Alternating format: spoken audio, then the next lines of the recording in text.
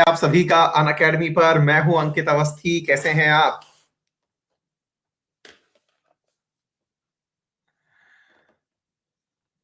हाँ भैया देखो। शिव भैया, सभी को बहुत सारा प्यार, सभी को बहुत सारा प्यार। कैसे हैं आप?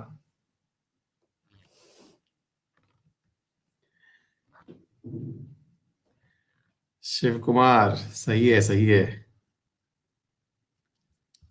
बेटा, इंतजार के बाद पढ़ने का मजा ही कुछ और होता है। चलिए, बहुत ही अच्छा है। हाँ जी। हाँ, अशोक बेटा ले लेंगे, उसके ऊपर एक अलग से क्लास ले लेंगे, ठीक है बेटा। चार्टर एक्ट के ऊपर सारे चार्टर एक्ट्स जो है ना, इनको एक बार अलग से कंपाइल करके मैं करा दूंगा, चिंता मत करिए। चार्टर एक्ट्स को मेरे ऊपर छोड़ दीजिए, क्योंकि सारे के सारे चार्टर एक्ट्स 1919 1909 ये हम पॉलिटी में करा चुके हैं हालांकि ऑलरेडी। लेकिन जो ऐतिहासिक काल के हैं उन्हें हम करा देंगे, चिंता मत करिए, ठीक है। हाँ भाई, चलिए और बताएं।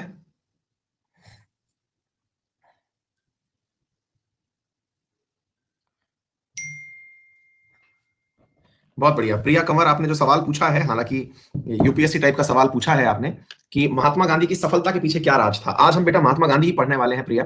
तो अपन जब बात करेंगे तो अपने आप आपको बहुत सारी बातें क्लियर हो जाएंगी कि महात्मा गांधी में ऐसा क्या कर। आपने क्वेश्चन बहुत ही अल्टीमेट पूछा है। और आज का session by God grace Gandhi ji के ऊपर ही है। पूरा की पूरा सेशन आज उन्हीं के ऊपर है, क्योंकि इतिहास मॉडर्न हिस्ट्री पढ़ें और गांधी जी ना पढ़ें, ऐसा मतलब गुस्ताखी कोई कर नहीं सकता, है ना। हाँ जी। तो हम आज गांधी जी के बारे में ही चर्चा करने वाले हैं। नाहर, अ, बेटा लास्ट में वो वाली चीज बता देना, है ना, मैं करवाता हूँ बेटा। हाँ बेटा, कल से है ना, ये आज का टाइम 7:15 है। कल से जो टाइमिंग है वो बाकी क्लासेस का 6:15 बजे रहेगा। आई होप कि आप में से किसी को कोई दिक्कत ना हो, है ना। इवनिंग में 6:15 बजे बाकी बचे हुए सेशंस का, ठीक है। हमने ऑलरेडी मतलब इस चीज का प्लान इसलिए किया क्योंकि बेटा मॉर्निंग वाले टाइम पे लगातार मेरी क्लास हो रही है, और मतलब दो क्लास क्लैश कर रही थी, इसलिए फिर मैंने सोचा आपको इवनिंग में अच्छे से पढ़ा देंगे, ठीक है बेटा। चलिए शुरू करें। ओके, आओ बच्चों, आज हम गांधी जी के बारे में बताने वाले हैं। हम यहां तक का सारा काम कर चुके हैं। आज हम चर्चा कर रहे हैं गांधीयन एरा की। गांधीयन एरा के बाद में फिर प्रमुख मूवमेंट्स की बात करेंगे। फिर प्रमुख स्वतंत्रता संग्राम के जो मूवमेंट्स हैं, गांधीयन युग में क्या क्या कार्य हुए। गांधीयन युग के बाद में मूवमेंट्स, जो किसान आंदोलन, ट्राइबल आंदोलन, सिविल राइट्स, सोशो रिलीजियस, और फिर इंपॉर्टेंट कांग्रेस सेशन और गवर्नर जनरल। देखिए, मॉडर्न हिस्ट्री को हमने एग्जाम पर्सपेक्टिव से इस प्रकार से महत्वपूर्ण पॉइंट्स के साथ कवर करने का प्रयास किया है कि मतलब बहुत ही की नोट पोजीशंस के साथ में आपको चीजें पढ़ाई जाए और वहां से प्रश्न भी निकल करके आए, ठीक है बेटा। हाँ जी। हाँ, तो आइए मेरे प्यारे साथियों शुरू करते हैं। बेटा मैं ऑलरेडी टाइम सेट कर चुका हूं, 6:15 बजे का किया है ना। वैसे भी मेरी क्लास तो 6:20 तक शुरू होती है, ऑन एन एवरेज 5 मिनट बाद ही शुरू करता हूं मैं। कोई दिक्कत नहीं है, थोड़ा सा मैनेज कर लेना आप, ठीक है बेटा। चलो, कोई बात नहीं, मैं कर चुका हूं बेटा, है ना। आइए पढ़ लेते हैं महात्मा गांधी जी का। अब मैं आपको जीवन परिचय दे रहा हूं, पूरा कंटेंट आपको मिलेगा, जो मैं बोलूंगा वो सारा कंटेंट आपको प्राप्त हो जाएगा। एक एक बातें जो उनके जीवन से संबंधित हैं वो सारी आपको प्राप्त हो जाएंगी, इसलिए परेशान ना हो। गांधी जी कैसे बने, क्या क्या था, तो सारी कहानियां हैं। मॉडर्न हिस्ट्री तो वैसे भी बड़ी इंटरेस्टिंग कहानियों के बारे में बताती है, तो हम सारी की सारी बातें उन्हीं के बारे में आपके सामने करने वाले हैं, ठीक है ना। तो चलिए शुरू करते हैं गांधी जी की यात्रा, और जानना चाहते हैं कि एक साधारण व्यक्ति कैसे इतने बड़े राष्ट्र का राष्ट्रपिता बन गया। तो इतनी बड़ी कहानी समझने से पूर्व, जैसे कहते हैं ना हमारे मतलब घरों में कहते हैं कि चलो भाई कहानी सुनेंगे तो हाथ में दाने चावल के रख लो और बैठ जाओ इस मुद्रा में, गांधी जी के आने वाले हैं, चर्चा होने वाली है। आइए शुरू करते हैं मेरे प्यारे साथियों, है ना। हाँ जी। तो चलिए मेरे प्यारे साथियों, कहानी शुरू करते हैं हम महात्मा गांधी जी के बारे में। जैसा कि आप सभी जानते हैं कि महात्मा गांधी जी का जन्म, ऑब्वियसली बात है, वो भी गुजराती थे, पहले तो ये भी समझ के चलिएगा, ठीक है ना। हाँ जी, महात्मा गांधी जी गुजराती थे, और इनका जन्म जो है पश्चिम भारत, जिसमें अपन वर्तमान में गुजरात जिसे कहते हैं, वहां का एक तटवर्ती शहर था जिसका नाम पोरबंदर था। वो वहां पर हुआ था 2 अक्टूबर 1869, 69 हाँ 1869 को हुआ था, ठीक है। दिल्ली पुलिस का एग्जाम कैंसिल हो गया यार, ऐसी तो मुझे न्यूज नहीं है, अंत में चर्चा कर लेंगे, ऐसी कोई भी बातें होंगी तो अभी फिलहाल के लिए पढ़ लीजिए। मुझे नहीं पता है ना, अभी प्लीज पढ़ लीजिए। एक बार लास्ट में सबको जो भी इंफॉर्मेशन देनी है वो लास्ट में बात कर लेंगे बेटा, है ना। हाँ, द हिंदू कब से स्टार्ट होगा, सब बातें करूंगा। अभी थोड़ी देर पढ़ लें, फिर आप लास्ट में बतिया लेना, जो भी आपको बतियाना हो बता देना मुझे, मैं सबका जवाब दे दूंगा। अभी फिलहाल के लिए कहानी सुनो भैया। कहानी ये है कि गांधी जी का जन्म कब हुआ, कैसे हुआ, क्या क्या परिस्थितियां रही होंगी उस समय, वो थोड़ी थोड़ी सी इंटरेस्टिंग बातें हैं जो मैं आपको समझाना चाह रहा हूँ। इंटरेस्टिंग इसलिए है क्योंकि जिस व्यक्ति को आप राष्ट्रपिता कह रहे हैं उनके बारे में पता होना बहुत ज्यादा जरूरी है। तो आइए मेरे प्यारे साथियों शुरू करते हैं बिना समय लगाए। 2 अक्टूबर 1869 को महात्मा गांधी जी का जन्म हुआ। मेरे प्यारे साथियों, वो जो इनके पिताजी थे, जिनके घर में इनका जन्म हुआ, इनके पिताजी करमचंद गांधी थे। और वो करमचंद गांधी जी जो हैं, वो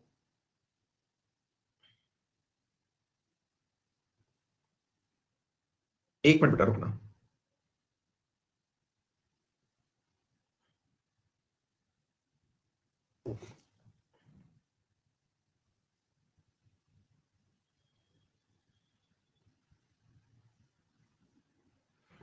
मेरे प्यारे साथियों, कि उनके पिताजी करमचंद गांधी थे, और जो करमचंद गांधी जी थे ना, वो ब्रिटिश हुकूमत के अंदर प्रधानमंत्री के पद पे थे। तो पहले तो ये बात समझना कि गांधी जी कोई गरीब परिवार से नहीं थे, है ना। तो प्लीज थोड़ा ध्यान से समझिएगा, गांधी जी के जो पिताजी थे, जिनका नाम करमचंद गांधी था, वो ब्रिटिश राज में प्रधानमंत्री थे। अब प्रधानमंत्री भारत के नहीं थे, है ना। वो कहाँ के थे प्रधानमंत्री? तो मेरे प्यारे साथियों, काठियावाड़ की एक छोटी सी रियासत थी जिसका नाम था पोरबंदर। अब मंत्री तो मंत्री होता है ना जी, तो वो वहां के पोरबंदर के दीवान कह लीजिए या फिर प्रधानमंत्री कह लीजिए, वो थे, ठीक है ना। हाँ जी, तो मेरे प्यारे साथियों, हाँ, अभी वो एक कपड़ा क्यों पहनते थे, वो सारी बातें आज चर्चा में लाएंगे। फिर भी वो एक कपड़ा क्यों पहनते थे, इतने मतलब ठीक है ना।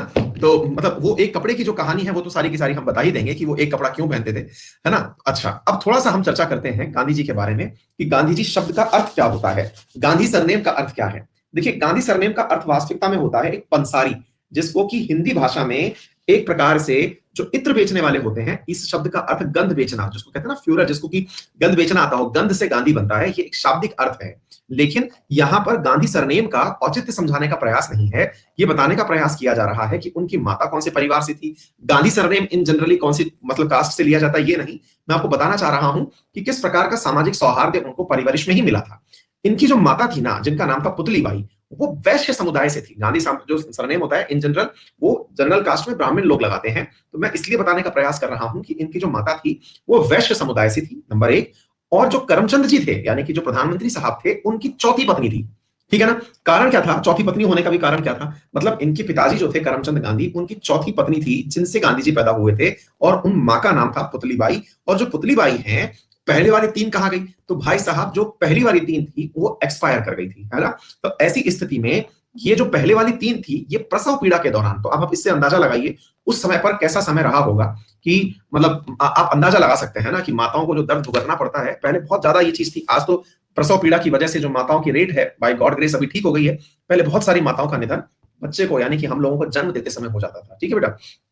तो आगे चलते हैं मेरे प्यारे साथियों। इसके बाद फिर क्या होता है, महात्मा गांधी जी ने 13.5 साल की जैसे ही आयु पूरी की, उस समय एक 14 साल की बच्ची जिनका नाम कस्तूरबा बाई था, उनसे इनकी शादी कर दी गई, ठीक है ना। ध्यान से सुनिएगा, हाँ ध्यान से सुनते चलिएगा मेरे प्यारे साथियों। हाँ, गांधी जी के साथ भी बाल विवाह हुआ ना, ध्यान से देखिए। 13.5 साल जब गांधी जी के थे, तो कस्तूरबा बाई उस समय 14 साल की थी, ठीक है। उनका नाम था कस्तूरबाई मकनजी। कस्तूरबाई मकनजी थे, जिनको शॉर्ट फॉर्म में लोगों ने कस्तूरबा कहना शुरू कर दिया था, ठीक है ना। चलिए, तो एक प्रकार से हम कहें तो गांधी जी का बाल विवाह हुआ था, लेकिन उस क्षेत्र में यह विवाह प्रचलित था, यानी कि इस उम्र में कर दिया करते थे। चलिए आगे बढ़ते हैं। महात्मा गांधी जी के हुए 4 पुत्र, और उन 4 पुत्रों में नाम थे उनके हरिलाल, मणिलाल, रामदास और देवदास। ये 4 पुत्र थे गांधी जी के, ठीक है बेटा। और मेरे प्यारे साथियों, अब जब बात आती है कि गांधी जी ने कौन सी पढ़ाई की थी, तो भैया उन्होंने की थी वकालत। और कहां से की थी? तो उन्होंने मेरे प्यारे साथियों, यूनिवर्सिटी कॉलेज जो लंदन है, वहां से उन्होंने वकालत की पढ़ाई की थी, और वो बैरिस्टर बनने के लिए ही इंग्लैंड गए थे। तो अब आप इससे अंदाजा लगाइए कि जो गांधी जी थे, वो असल में जिस तरह का हमें उनका गेटअप या जेस्चर दिखाई देता है, वैसे नहीं थे। असल में क्या होता है, कईयों को लगता है कि महात्मा गांधी जी जो थे, वो अत्यंत साधारण परिवार से थे। नहीं, वो एक बार जब चंपारण की यात्रा पर जा रहे थे, मतलब क्या था, देखिए मैं थोड़ा सा आपको अलग तरीके से इस भूमिका को बांधने की कोशिश करता हूं। महात्मा गांधी जी के बारे में कहते हैं कि जब वो इंडिया में आए थे लौट करके, जिनकी याद में अपन प्रवासी भारतीय दिवस मनाते हैं, जल्दी से बताइए प्रवासी भारतीय दिवस कौन सी तारीख को मनाया जाता है? जब वो इंडिया लौट के आए, तो कांग्रेस के उस समय के जो नेता थे, नरम दल, करम दल, ये सब मिला करके 9 जनवरी को, तो उनको उन्होंने कहा सबने, मतलब मैं एकदम शुरुआत से नहीं सुना रहा हूं इस बात को, मतलब ये जो फिलहाल आंसर है वो क्या देना चाह रहा हूं मैं, कि गांधी जी एक कपड़े में क्यों घुमा करते थे, है ना। जब इतने ही बढ़िया पैसे वाले घर से थे, क्या उनके साथ कोई दुर्घटना हो गई थी, कि क्या हो गया था? उस बात का जवाब देने के लिए मैं बीच में इस स्टोरी को तोड़ के थोड़ा आगे से सुना दे रहा हूं, फिर मैं वापस यहीं से शुरू करूंगा जहां मैं फिलहाल इसे छोड़ रहा हूं। कई बार हमारे मन में एक प्रश्न बनता है, और वो ये बनता है कि गांधी जी जो कि इतने अच्छे खानदान से थे, फिर वो एक कपड़े में क्यों घूमते थे? तो इसका जवाब देने का प्रयास कर रहा हूं कि महात्मा गांधी जी जब पढ़ाई करने इंग्लैंड गए, तो उन्होंने नौकरी की दुनिया में बाहर ही की थी। साउथ अफ्रीका में उन्होंने जॉब किया था, ये समझिए आप। तो वहीं पर उन्होंने नेतृत्व किया लोगों का, काम करने के लिए ही साउथ अफ्रीका गए थे। यानी कि वो पूरी तरह से एक्सपोज थे उस समय की दुनिया के हिसाब से। पढ़े लिखे आदमी थे, बहुत सारी दुनियादारी की बातें वो ऑलरेडी जानते थे। लेकिन जब वो इंडिया आए तो कांग्रेस ने उस समय नेतृत्व का क्राइसिस चल रहा था। नेतृत्व का क्राइसिस बोले तो कांग्रेस के पास कोई चेहरा नहीं था जिसको कि जैसे आज कांग्रेस की स्थिति हो रखी है कि कांग्रेस जो है वो किसी को भी लीडर के रूप में एक्सेप्ट नहीं कर पा रही है। तो उस समय भी कांग्रेस के साथ ऐसी परिस्थितियां थी, आज से लगभग 100 साल पहले, जब कांग्रेस को एक ऐसा चेहरा चाहिए था जिसे पब्लिकली एक्सेप्टेंस हो। तो आज आपने एक मतलब इन दिनों आपने मैंने मेरे एक दो बार क्लास में भी बताया है, आंध्र प्रदेश के सीएम का नाम जगन मोहन जो है, उनके बारे में मैंने आपको बताया हुआ है अगर याद हो, कि वो सीएम बनने से पहले पूरे आंध्र प्रदेश की पैदल पदयात्रा किए थे। यानी एक एक गांव, एक एक गली मोहल्ला जहां जहां से निकल सकते थे, पैदल पैदल पूरे क्षेत्र में घूमे थे। तो ये जगन मोहन ने जो कार्य किया ना, ये असल में महात्मा गांधी जी से प्रेरित था। महात्मा गांधी जी ने इंडिया की पॉलिटिक्स में एंट्री करने से पहले पूरे इंडिया की यात्रा करने का निर्णय लिया था कि मैं इंडिया की पॉलिटिक्स में डायरेक्ट तब तक नहीं उतर सकता जब तक मैं यहां की ग्राउंड रियलिटी ना जानूं। क्या आप मेरी बात समझ पा रहे हैं? तो ऐसी स्थिति में मैं ग्राउंड रियलिटी समझने के लिए पूरे क्षेत्र में जाऊंगा। और ऐसा होता था ना, जैसे कि आज राहुल गांधी जी हैं, अब राहुल गांधी जी को किसी भी किसान आंदोलन में या कोई सा भी आंदोलन है उसमें बुलाया जाता है ना, चाहे, और अच्छी बात है भाई, राजनेता होते ही किस लिए हैं? प्रतिनिधित्व करने के लिए। तो उस समय कांग्रेस के जो तत्कालीन नेता हुआ करते थे चंपारण साइड के, उन नेताओं ने, जिसमें राजेंद्र प्रसाद का नाम भी आप पढ़ते हैं, आएंगी वो सब घटनाएं आगे बताएंगे, लेकिन फिलहाल के लिए ये समझिए कि उन्होंने गांधी जी को कि भैया अब ब्रिटेन में, मतलब जो आदमी दक्षिण अफ्रीका के अंदर अंग्रेजों को हरा के इंडिया आ रहा है, अब हम उस आदमी को बुला रहे हैं। जैसे अपने नहीं होता है, अपने यहां पर कोई भी छात्र आंदोलन कर रहे हो, पता नहीं आप किसी आंदोलन में पार्टिसिपेट अब तक किए हैं या नहीं किए हैं, लेकिन हम तलाश करते हैं कि कोई ऐसा फेस आ जाए जिसको मीडिया कवरेज मिले, जिससे सरकार डरे, जिसके साथ लोग चले। तो ऐसे ही गांधी जी को भी बिहार बुलाया गया। तो गांधी जी बिल्कुल सूट बूट वाले बैरिस्टर साहब थे, वकालत जानते थे, अंग्रेजों की कमियां जानते थे, अंग्रेजों से कानूनी भाषा बतियाना जानते थे, क्योंकि पढ़ के वहीं से आए थे, तो अंग्रेजों की सारी टैक्टिक्स इनको पता थी ऑलरेडी। ऐसी स्थिति में जब ये यात्रा पर थे तो इन्हें कहीं एक महिला दिखी जो कि वस्त्र के अभाव में, मतलब कि एक प्रकार से एक कपड़े की लपेट करके ही अपना कार्य कर रही थी खेत में। तो ऐसी स्थिति में गांधी जी ने जब पूरा देश का भ्रमण किया तो ये नोटिस किया कि उनके देश में, उस समय के देश में, लगभग आधी आबादी ऐसी है जिसके पास एक कपड़ा भी नहीं है पहनने का। 2 टाइम की रोटी तो छोड़ दो, कपड़ा जो कि बहुत दिनों तक चलता है वो एक कपड़ा भी नहीं है। मलिन वस्त्र लोग धारण किए हुए हैं। तब उन्होंने निर्धारित किया कि भाई ऐसे काम नहीं चलेगा। अब आप लोग ना एक प्रेरणा ले सकते हैं इस बात से। मैं थोड़ा सा आप सभी विद्यार्थियों को इस चीज में मोटिवेट भी करना चाहूंगा। आपको मालूम है गांधी जी का जन्म 1869 में हुआ, और इंडिया कौन से साल में आए थे बेटा, जल्दी से बताना। हाँ जी, इंडिया कौन सी साल में आए थे, जल्दी से बताइए। 1915 में। अब साल जोड़ो कितने हो गए, हो गए 46 साल। 46 साल की उम्र में उन्होंने आंदोलन शुरू किया था। अब सोच के देखो आप, मतलब आप अगर गांधी जी के बारे में थोड़ा भी विचार रखते हैं तो ये समझिए कि जो आदमी 1869 में पैदा हुए, तो सीधे सीधे वहां से 31 साल वो मिल गए और 15 साल यहां से मिल गए हैं। 46 साल की एज में गांधी जी इंडिया में लैंड हुए थे। अब सोच के देखो आप, यानी कि इससे पहले जो किया था वो सब विदेशी काम था। तो इसका अर्थ क्या निकालें? इसका अर्थ यह है कि उस समय भी उन्होंने एक्टिवेट होकर काम किया। 1948 में उनका देहांत हो गया था। 30 साल के एक्टिव पॉलिटिक्स में, 27-28 साल की एक्टिव पॉलिटिक्स में वो देश के राष्ट्रपिता बन गए। पूर्ण समर्पण के साथ कार्य किया। तो एक बात जो दिमाग में बिठा सकते हो वो क्या है कि जीवन में कभी भी कोई कार्य लेट नहीं होता है। हम लोग ना, आप में से कई विद्यार्थी ऐसे होंगे जो शायद वो वाली उम्र क्रॉस कर चुके होंगे जो कि सामान्य क्लास की है। उनके मन में एक निराशा का भाव होता है कि यार मैं तो बहुत बड़ा हो गया। समय कभी भी बड़ा नहीं होता है। बस ये मान के चलिए, जो बिडेन जो है अब राष्ट्रपति बने हैं, जिसको कहा जा रहा है कि दुनिया, मतलब अमेरिका के अब तक के इतिहास में सबसे उम्रदराज राष्ट्रपति बनने जा रहे हैं जो बिडेन, है ना। तो कहने का मतलब है there is never a late. आप अगर ये मान के चलें, बहुत सारी लड़ाइयां तो हम खुद के मन से हार जाते हैं। हम अपने मन में बिठा लेते हैं कि नहीं यार नहीं हो पाएगा, बस वो वहीं से हम हार गए। वो अपने कहावत है ना, मन के हारे हार है, मन के जीते जीत। वो वास्तविकता है। हम अपने आप को ही एक अपना टारगेट दे देते हैं, नहीं यार ये अपन से थोड़ी हो पाएगा। ये बात आपके सामने यहां से प्रेरणा के रूप में निकलनी चाहिए। तो ये बात थी कि गांधी जी एक कपड़ा पहन के क्यों घूमते थे, क्योंकि उन्होंने जब भारत भ्रमण किया तो उन्हें दिखा कि यार अगर भारत के लोगों से कनेक्ट करना है तो भारत के लोगों से कनेक्ट करने के लिए जरूरी है कि भारतीयों जैसे दिखो। आप में से अधिकांश बच्चों को आज भी गांधी जी दीनहीन, दरिद्र, गरीब टाइप के ही दिखते हैं। आपको लगता है कि गांधी जी ने एक लाठी ले रखी है, झुक के चल रहे हैं, कपड़ा उन्होंने लपेट रखा है, ऐसी फीलिंग आती है आपको। जैसे आपको जब मैंने ये कहा ना, गांधी जी गरीब घर से नहीं थे, गांधी जी के पिताजी तो प्रधानमंत्री थे, पढ़ाई विदेशों से की थी, विदेशों में रहते थे, उस समय का एनआरआई स्टेटस जीते थे, तो ये बातें थोड़ी कम लगती है ना, जमती कम है ना। अपने राहुल गांधी जी के साथ यही तो आज के करंट परिप्रेक्ष्य में गड़बड़ हो रही है कि वो जो है वो इस चीज से लोगों को कनेक्ट नहीं कर पा रहे, जबकि वो गरीब के घर में खाना भी खाते हैं, अपनी जेब में हाथ डाल के फटी हुई उंगली भी बाहर निकाल के दिखाते हैं, लेकिन वो कनेक्ट नहीं कर पा रहे। गांधी जी इस मामले में मास्टरमाइंड थे। उन्होंने कनेक्ट करने के लिए सबसे पहले तो वो वस्त्र धारण किया जो पूरी की पूरी दुनिया के पास था। दूसरा, फिर उन्होंने कहा कि पूरे देश के पास जब भोजन नहीं है तो मैं अपना एक टाइम का भोजन भी त्यागता हूं। तो गांधी जी ने एक प्रकार से यह वचन लिया कि मैं भोजन के नाम पर, वही उन्होंने जो पंक्ति बनी थी ना कि जीने के लिए खाऊंगा नहीं, बल्कि मतलब खाने के लिए नहीं जीऊंगा, जीने के लिए खाऊंगा, केवल उतना ही खाऊंगा जिससे बस जीवित रहा जा सके। तो ये दो चीजें, तो आप में से एक बच्चे ने क्लास की शुरुआत में एक लाइन पूछी थी, और वो बात थी, एक बच्ची ने सवाल पूछा था कि सर क्या कारण था कि भारत में नेता तो बहुत हुए, लेकिन गांधी जी जो हैं वो सबसे बड़े नेता बन के उभरे। तो इसके पीछे का सबसे बड़ा कारण था कि राजनेता ऐसा हो जो लोगों को अपने बीच में से गया हुआ लगे।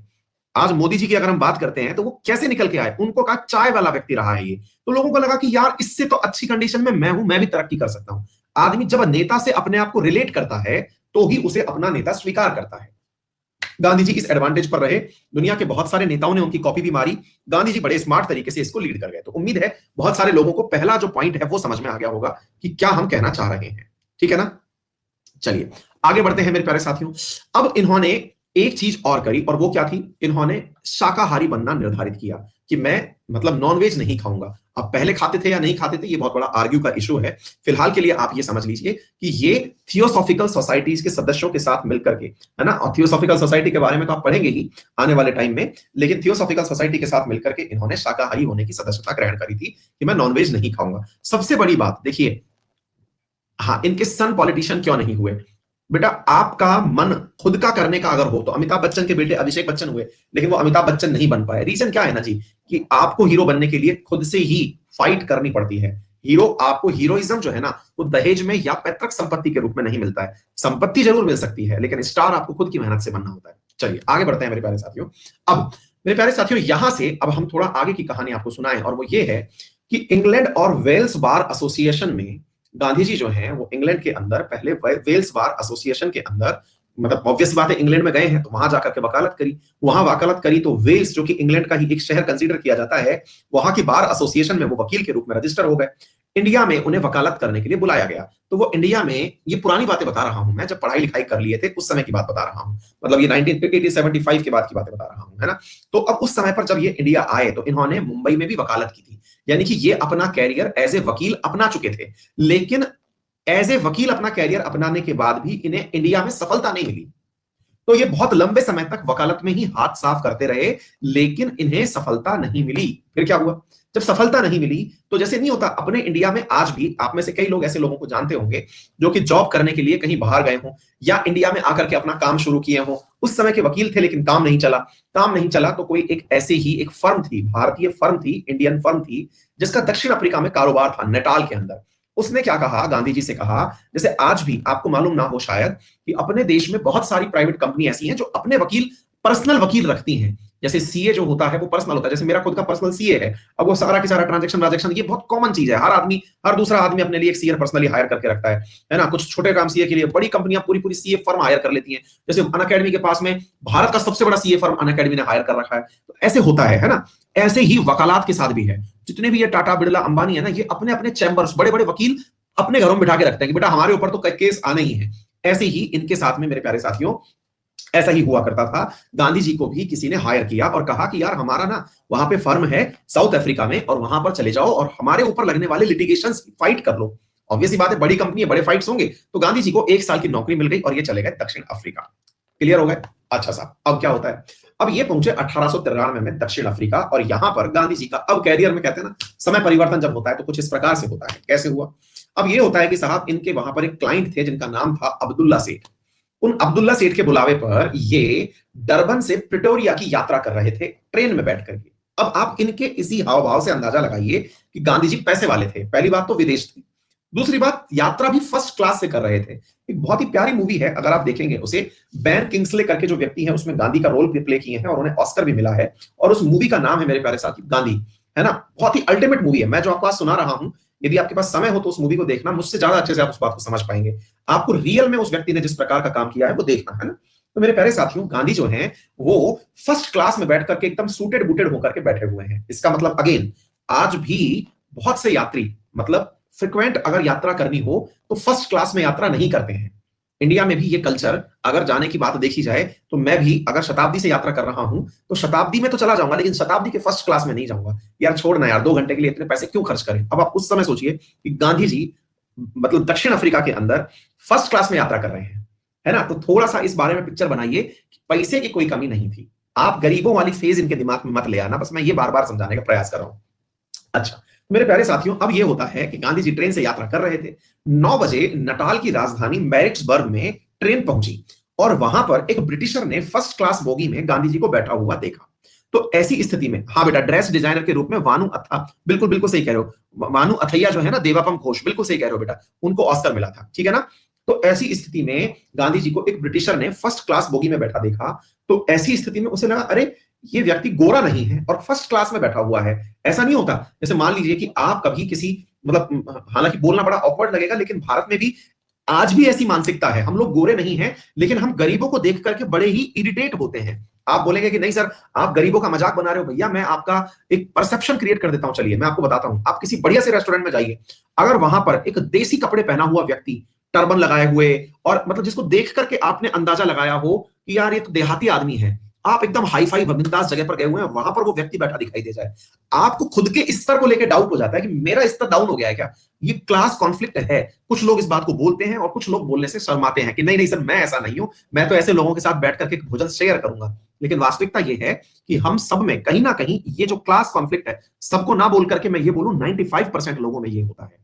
आप किसी फर्स्ट क्लास एसी से जा रहे हो, अरे आप इवन आप ट्रेन के एसी बोगी में बैठ के जा रहे हो, और आपको वहां घाघरा लुगड़ी पहने कोई महिला दिख जाए, धोती कुर्ते पहने हुए कोई पुरुष दिख जाए, जिसके हाव भाव से ये लग रहा हो कि यार ये पता नहीं कैसे आ गया, तो वो वाला चीज जो है ना, वो आपको अपने स्तर को लेकर इरिटेट कर देता है कि यार ये लोग आजकल एसी तो इन लोगों की भी जद में आ गया है। होता है कि नहीं होता है, ये सच्चाई है। फिर कुछ बात ऐसे है कि कुछ लोग हो सकता है कि ये बात कहें, नहीं नहीं सर आप कैसी बातें कर रहे हो, लेकिन मानसिकता हमारी ऐसी ही है, ऐसी ही अंग्रेजों की थी।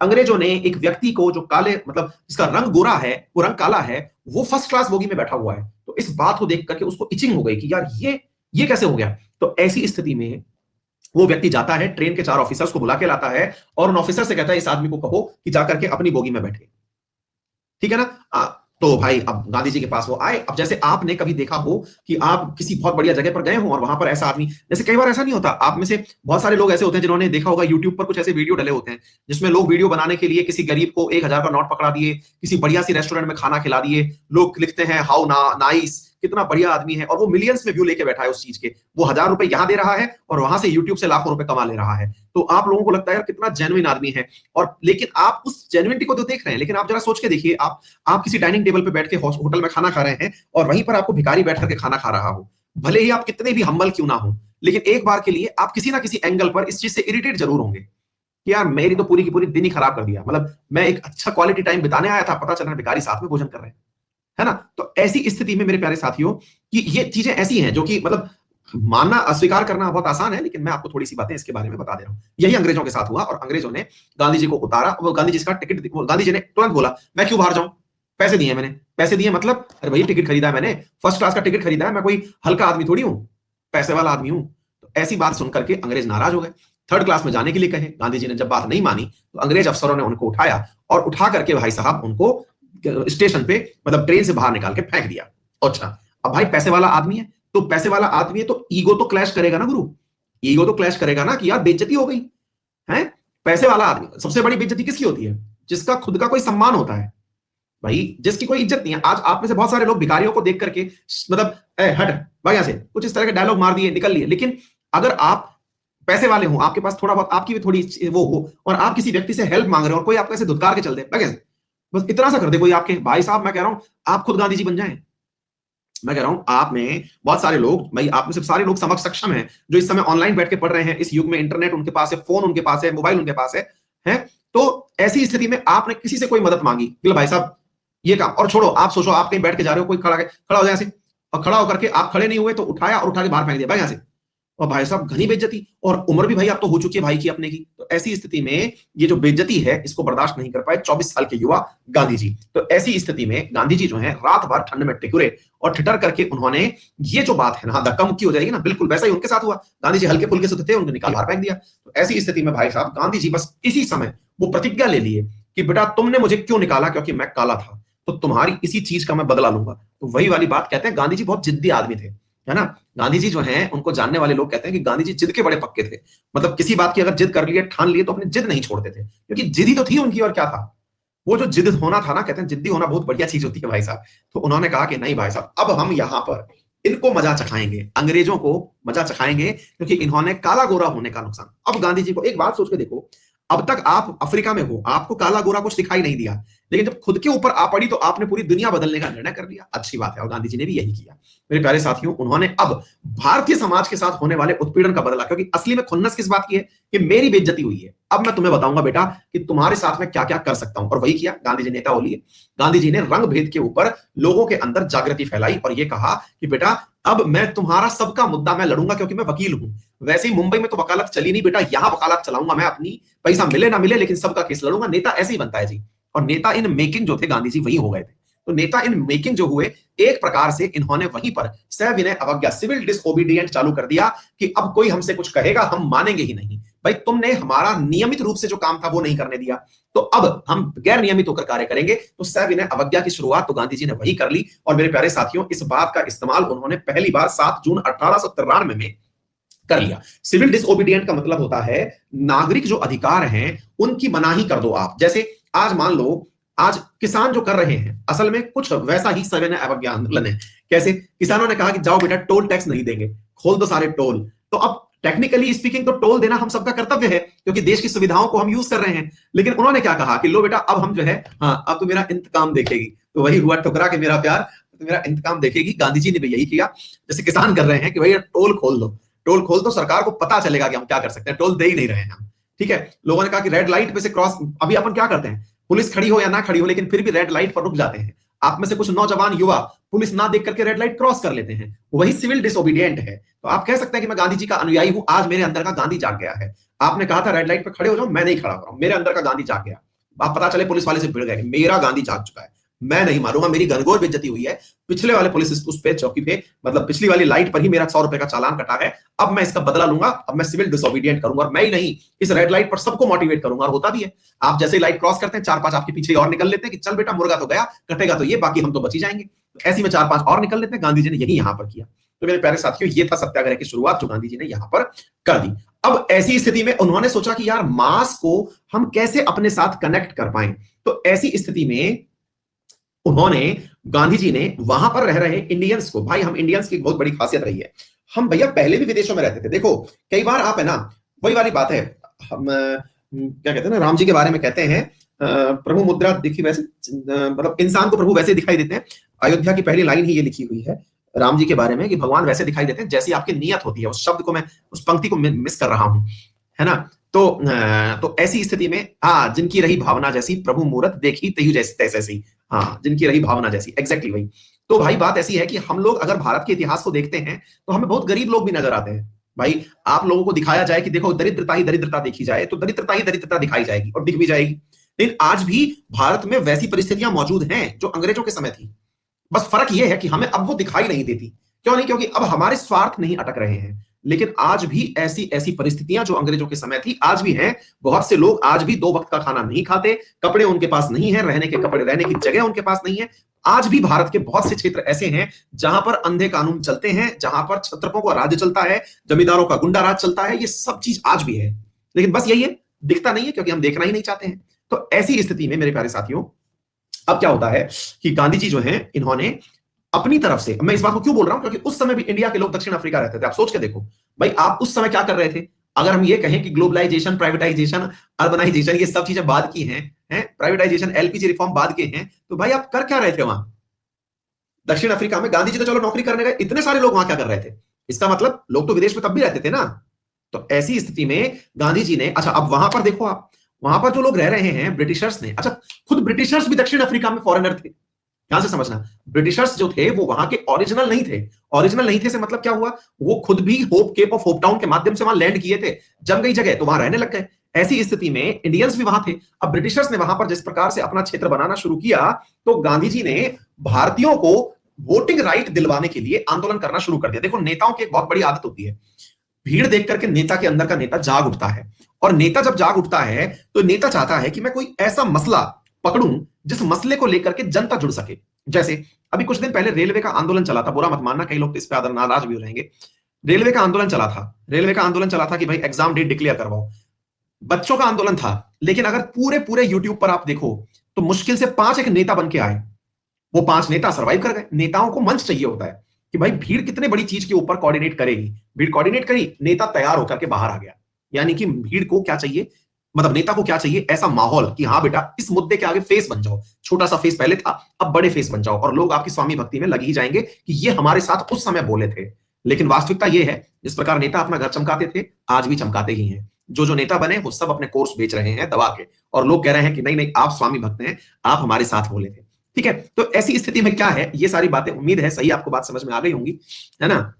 तो एनीवे, तो फिर आगे की तरफ बढ़ते हैं। फिर क्या हुआ भाई साहब, आगे चलते हैं। तो इन्होंने इस प्रकार की चीजों का विरोध करते हुए काम करना शुरू किया। 1894 में जाकर के नटाल, जो कि अभी साउथ अफ्रीका में ही है, वहां पर इन्होंने इंडियंस की कांग्रेस की स्थापना करी।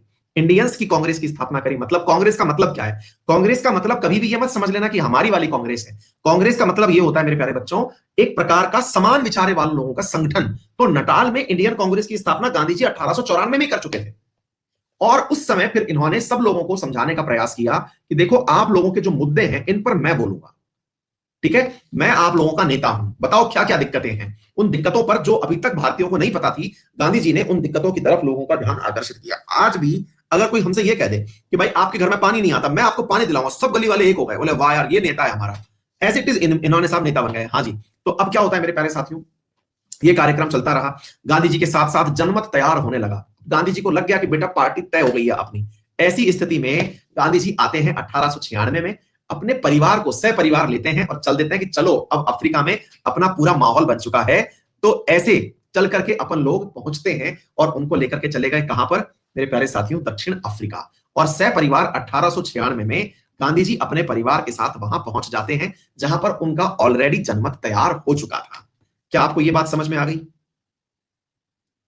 ठीक है, तो भाई साहब पुल पुल जो चीजें हैं ये सब चीजें यहां पर पहुंच गई। क्या हो गया भाई, भावना पवार को कौन क्या बोल रहा है?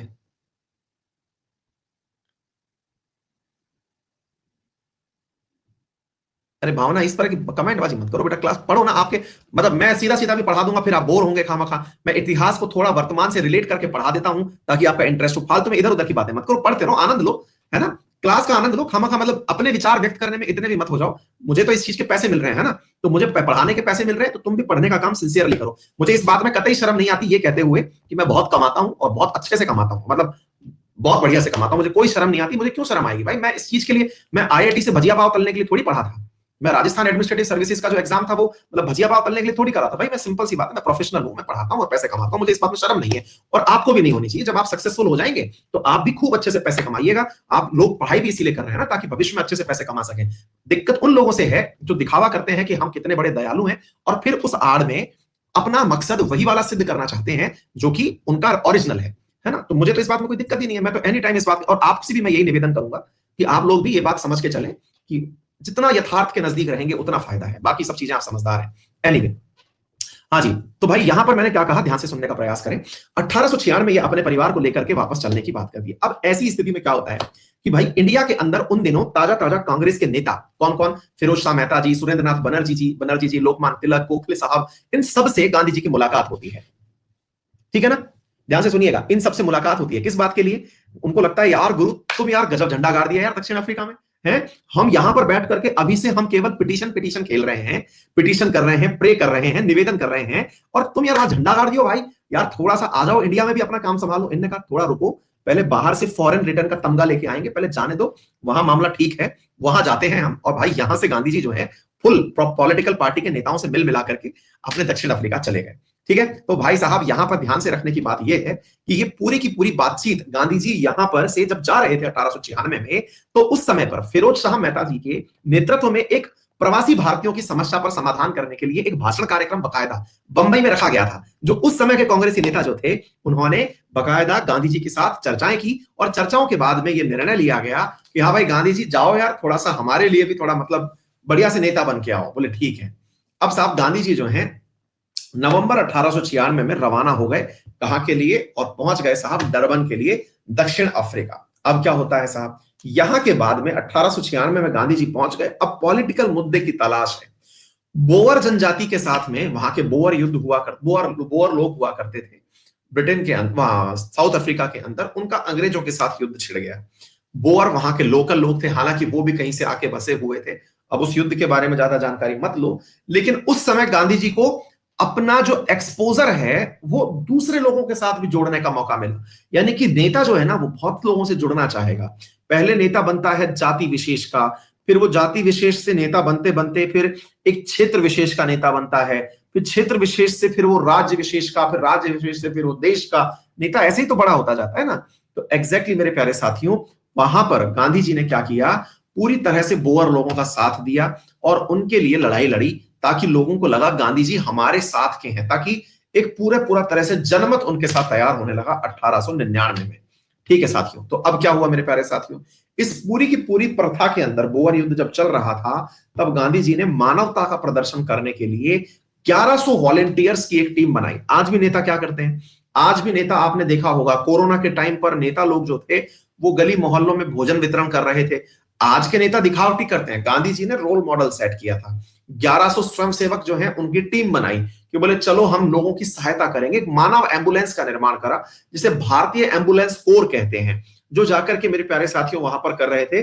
वहां पर मेरे प्यारे साथियों इन्होंने लोगों का मतलब एक प्रकार से समर्थन किया और लोगों की सेवा करी। ठीक है ना।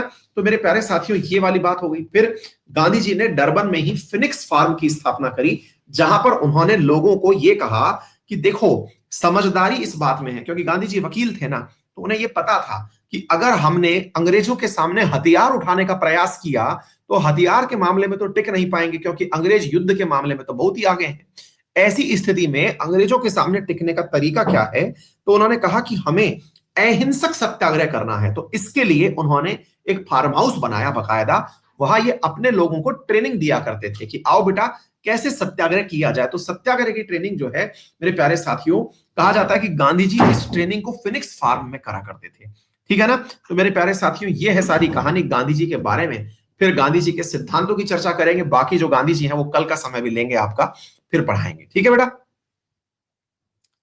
बिल्कुल पवन चौरसिया पढ़ा देंगे बेटा, है ना। चार्टर एक्ट पढ़ा देंगे, लोड मत लीजिए, चार्टर एक्ट पढ़ा देंगे, चिंता मत करिए। ये कंटेंट आपका अपलोड हो चुका है, इसको आप पढ़ लीजिएगा। विकास कह रहे हैं आप हर बात पर बहुत ज्यादा हंसी आ रही है, पेट दर्द हो रहा है। नहीं, सच्चाई है भैया, सच्चाई में हंसी आती है कई बार। हाँ जी। हरमोहन मिश्रा आपने अभी ज्वाइन किया ही है बेटा, कोई बात नहीं, आप एक काम करिए, हमारी क्लास में आपको क्लास के राइट हैंड साइड पे 3 बिंदियां दिखाई देंगी, वहां पर क्लिक करिए, डाउनलोड नाउ का ऑप्शन आएगा, वहां से डाउनलोड कर लीजिए। हमने जो भी बतियाया है वो सारा आपको लिखित में मिल जाएगा, इसको डाउनलोड कर लेना। ठीक है बेटा, और बताइए। रवि राव बिल्कुल करने वाला हूं बेटा, एक बार आप लोगों के रेलवे के काम से फ्री हो जाऊं, है ना।